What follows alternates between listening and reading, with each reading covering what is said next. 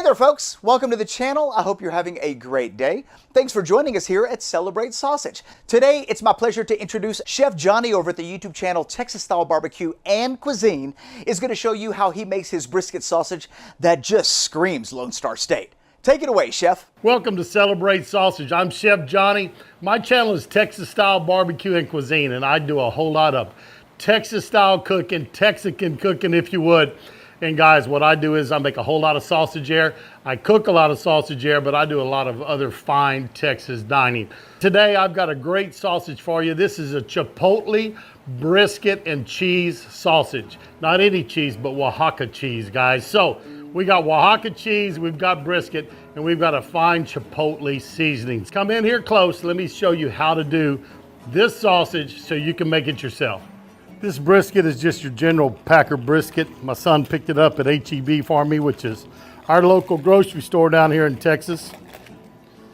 Let me get this out of here. Try not to get that purge all over the counter, but there's a good looking brisket. Let's get this bag out of the way. A brisket is naturally, if you get an untrimmed one, be about 80-20, lean to fat. So we need to add a little bit more fat to this. So what I'm gonna do today is, guys, I have some trimmings off of an Akushi brisket.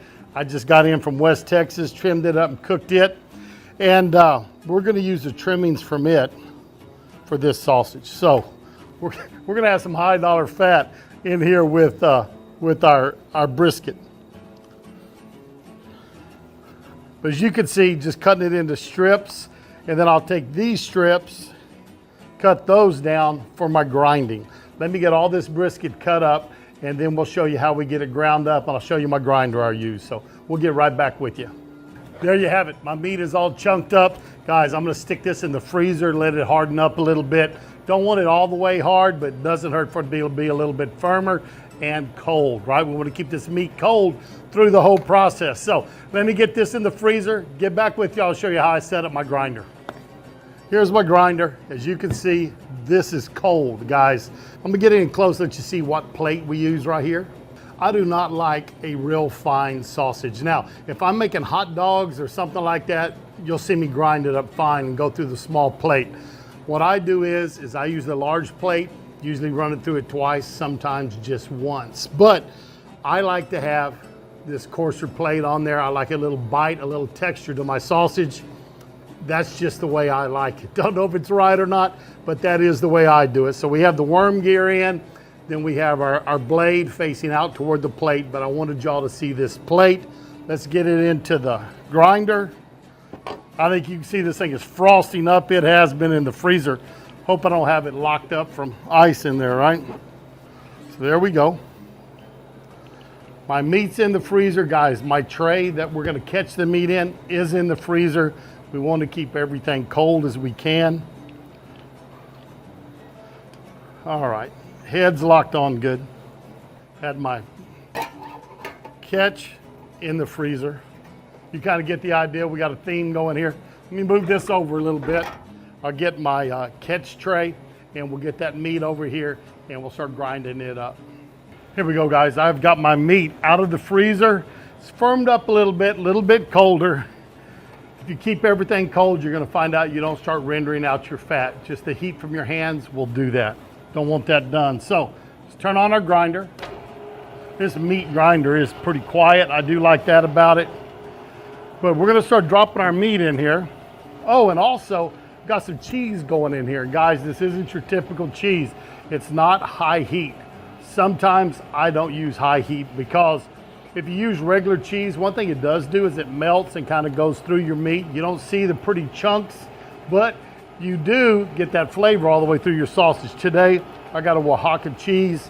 It's a meltable cheese that they use for like queso flameando and things like that, where it kind of stays together when it melts, gets kind of glumpy, and they use it to put in tortillas and eat, right? Let me get some fat in there so I did put a little oil on my worm gear to start out with. And what I'm gonna do is, you'll see me doing this, I'm just gonna mix this in as we go so it will grind up our cheese as it's getting everything else in there. kind of see this rope is, put it down here, is kind of a, like in a, this cheese is kind of in a rope is what I'm trying to say. But, and they just roll it up inside the packages. Very, very good cheese.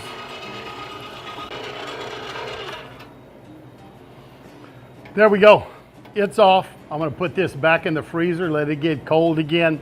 We're going to get the mixer, show you how we get it mixed up. I did not stick it in the freezer. Freezer was full. I got a big mixer. 10 pounds you could do by hand or have a small, I do have a smaller hand crank, but I'm going to use the one that hooks onto here. So this is going to go back in the freezer. This is going in. We'll mix our spices in then and let you see that. Well, here's the mixer.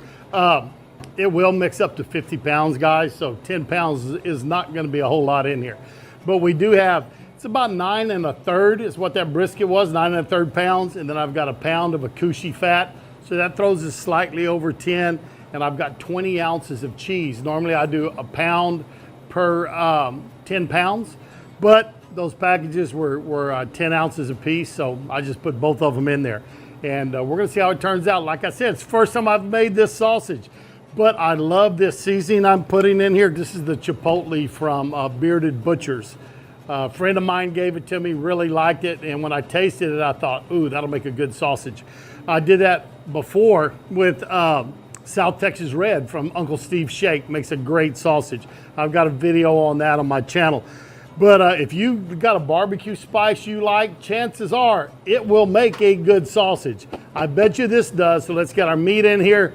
Hook these two up, and then we're going to get this mixed up through the grinder one more time, and then we'll stuff it. Here goes our meat and our cheese, 10 pounds.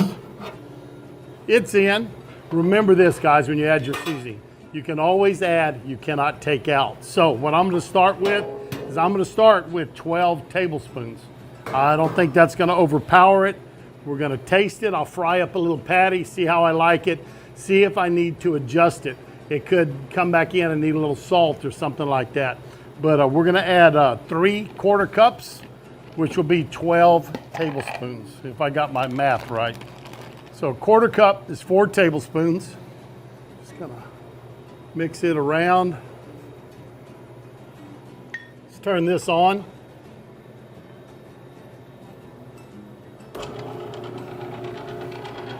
Let's let it mix and get the other ones in. All right, here we go. Let's kind of mix this around. It's our second 1/4 cup. That's 8 tablespoons. And our final one.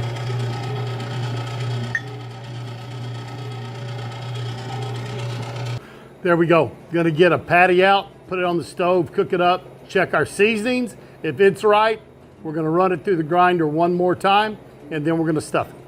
Well, we cooked up that sausage patty, and it was fantastic. I'll show you a little picture of it frying on the stove over there, but 12 tablespoons was just right. Good seasoning. You get that Chipotle is coming through. Nice amount of salt. Doesn't think either one of those are overpowering, but I'm liking it. We've mixed our meat well. It's going to get a little more mixing when it grinds again, but you want to have your meat where it's kind of sticky. So if you pick it up and you kind of open up your hand, you want it to get it where it wants to stick to your hand, or if you pick it up and pull it, it kind of stays together and wants to. This one needs to mix just a little bit more, so I'm going to turn it on, let it mix a little more. We're going to work on having those proteins, right? Extrusion of the proteins, get those going, and then we're going to grind it again and get it in the stuffer. We're going to start running this back through there again.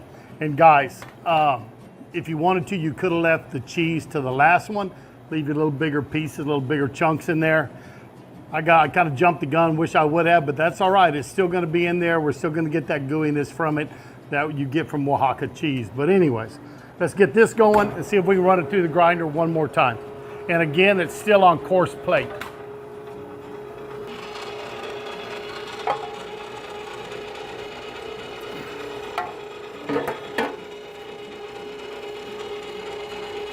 I'm going to bring the camera over here close and give you a close-up shot of this sausage where you can still see there's some little chunks of meat in there. Like I said, I like a texture to my sausage. For me, I'd go through one time and let it go. Not everybody likes it that way, so I'll run it through 2 times. Get our horn on there. Let's get our meat out of the refrigerator. Had it in there cooling off some. Get it stuffed into our pot. Guys, this is the challenging part, is when you don't have anybody to crank for you. So I'm gonna crank, I'm on my own today. So I'm gonna crank and stuff at the same time. We'll find out exactly how good I am, right? Get this filled up. There we go. I already have my casings flushed out. They're wet, ready to go. There's different types of casings you can get, guys. Normally, I go down to Rodriguez Butcher Supply in San Antonio, buy a hank. That'll stuff 100 pounds of sausage. And they're in a saltwater solution or a brine. So I get those and use them. For this exercise, or if you're doing it at home, small amounts, your local grocery store a lot of times has casings available. You get them on Amazon, you get them at your local grocery store, and all you have to do is rehydrate them, rinse the salt off of them, and once they're soft and pliable, start stuffing. So anyways, let's get those, let's get them over here, and we'll get going. I've got 1, 2, 3, 4, 5 pieces, so they should average 4 feet. But we'll get them in here. They've been rinsed out. They've been in that water, and you can see they're not too long, and these are natural hog casings or pig intestines, right? And it takes about 2 feet to stuff a pound of sausage. Get this up on our horn. Poke a little hole on the end. That's enough just to let the air out. I've got a sausage prick. I think the kids lost that at the end of the school year. I actually teach culinary. So this is one thing I teach to my students, but it's on there. You can use a paper clip. That works fine also. But we're gonna see if I can start cranking here. And if I can make sausage on my own, we'll find out. I'll give y'all a close-up look too. So here we go. Just gonna let it push the air out because we put that little hole in there, right?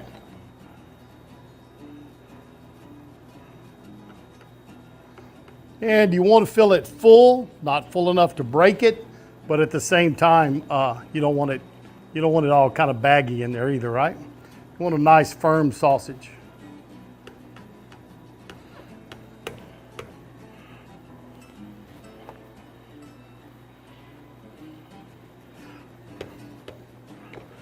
That's it. Now, also, if you wanted to, you could add a little moisture to it.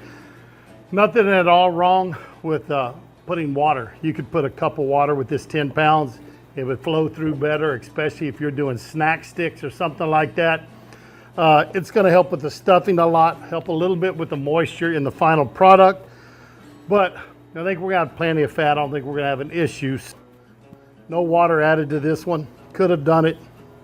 There's you a nice ring of sausage made up. We're gonna get these filled up. I got 4 more to do, and we're gonna stuff those. We'll get back with you, show you what the final products look like, show you how to twist them off, and then we'll get them on the grill and show you how they look on the grill. Now to show you how we make our links. What I'll do, guys, is this one, that's the size it's gonna be. But on these, if I'm gonna do a link, like a big link, I usually go across my pan, which is 18 inches. And that's how big I make my links. In this case, where it's a short one, you got an option of going 1 big one or cutting it and doing 2 smaller ones. So I think I'm gonna go just break it in half, twist that there, and I got me 2 sausages. If I wanna do short links, what I do is I just come in here and I use my hand. I got a pretty big hand, so about that big, so I know it's there. Then my next pinch is there, and I'm gonna twist it forward. Then again, I'm gonna take one hand, mark it, one hand, mark it, and this time I'll twist backwards, okay? Here we go here. One hand, a little bit past it, get my mark. This is why you don't go too tight, guys. You want to be enough room left where you can squeeze it together and, oops, see, got a little split right there in that one. So take that out.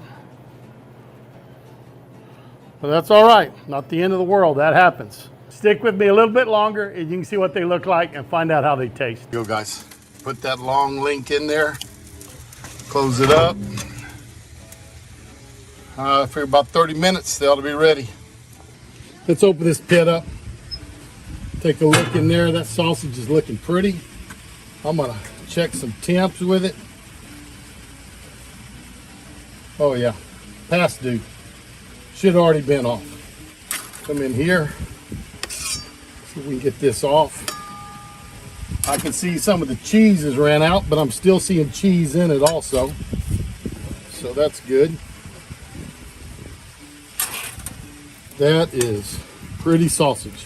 Well, there you go, guys. Y'all got to see how to make a really good sausage. You saw how I got it on the pit, and now we're going to give this a sample. This is a beautiful sausage. This is my birthday sausage, right? I've already cooked an Akushi brisket. Chickens just came off the pit. Last thing to come off was this sausage. These big links here. Slice it. You can see it is full of juice. Still see some of the chunks of that Oaxaca cheese. Remember I told you, it doesn't melt like a cheddar or something else. It kind of stays together. We make queso flameando or a burning cheese dish out of it that we put on tortillas or chips and eat. So anyways, that looks good. It's moist. Texture looks good in it. I'm going to see how the is on it though. But it looks good. Give you a close up of that camera right there. Let's get this out. Beautiful. Look at that smoke ring. I tell you what, that Lone Star Grills will put a smoke ring on something. But let's give it a try. Oh yeah, that's good. Good flavor. I like the texture. It is not a grainy texture. It is nice. It's got some chunk to it. Remember early on I told you I don't like a real fine ground up sausage. That's one of the reasons why, is I like it to have a little, look at that juice coming out of there. Man, that is something else. Let's take another bite. Well, there you have it, folks. A beautiful sausage, cooked up nice and moist, great texture to it. Remember, I leave mine a little bit coarse because I like to have that bite to it. It has that, and just a tremendous flavor from that Bearded Butcher Chipotle blend. When I tasted it, I knew it would make a good sausage. The Oaxaca cheese was a nice addition also. But hey, hope you enjoyed it. Thanks for stopping by Celebrate Sausage. And hey, tell your friends and family about what's going on. Send them over here. Share this video with them so they can see how to make this great sausage. It's a great day. It's my birthday. This is my birthday sausage. I'm going to get inside with the brisket and chicken. Take the sausage in so everybody doesn't eat everything else up. But hey, thanks for being here. Really do appreciate it. I'm Chef Johnny, and I'm taking off. We'll see y'all down the road. What an amazing sausage. And can we get a replay on that slice? Talk about juicy. That looks like one heck of a sausage. Thanks a lot, Chef Johnny, for this incredible video recipe. And folks, I'm going to put a link to Chef Johnny's YouTube page, Texas Style Barbecue and Cuisine, in the description box below. He has got all sorts of Texas cooking. So if you want to learn to cook and eat like a Texan, check out his channel, sub while you're there, and let him know Two Guys in a Cooler sent you. Thanks a lot for watching this video. If you enjoyed it, give it a great big like, and be sure to stick around because in tomorrow's episode, we're going to be featuring a classic Italian sausage that's coiled like a snake and is packing some serious umami. See you tomorrow. Bye-bye.